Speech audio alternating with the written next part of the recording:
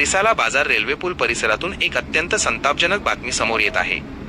एका बाजूला गेल्या 15 ते 15 दिवसांपासून नळाला पाणी येत नसल्याने येथील नागरिक थेंब थेंब पाण्यासाठी हैराण झाले आहेत। त्यातच आता प्रशासनाच्या आणि कंत्राटदाराच्या अत्यंत ढिसाळ नियोजनामुळे लाखो लिटर शुद्ध पिण्याचे पाणी रस्त्यावरून थेट नाल्यात वाहून गेले आहे।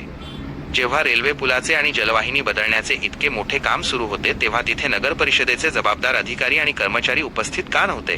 बाजूने दुसरी मुख्य जलवाहिनी गेलेली आहे हे माहीत असताना काम सुरू करण्यापूर्वी त्या वाहिनीतील पाणी पुरवठा बंद का करण्यात आला नाही? किंवा पाणी बंद असण्याच्या वेळेतच हे काम का केले गेले नाही? कंत्राटदाराला पाईपलाईनच्या सुरक्षिततेची साधी काळजी का वाटली नाही? या बेजबाबदार कारभारामुळे झालेल्या लाखो लिटर पाण्याच्या नुकसानीला आता जबाबदार कोण? आधीच 15 दिवस पाणी नाही, त्यात कंत्राटदाराची ही अक्षम्य चूक। यामुळे आता रिसाला बाजार परिसरातील पाणी टंचाई आणखी तीव्र होणार आहे।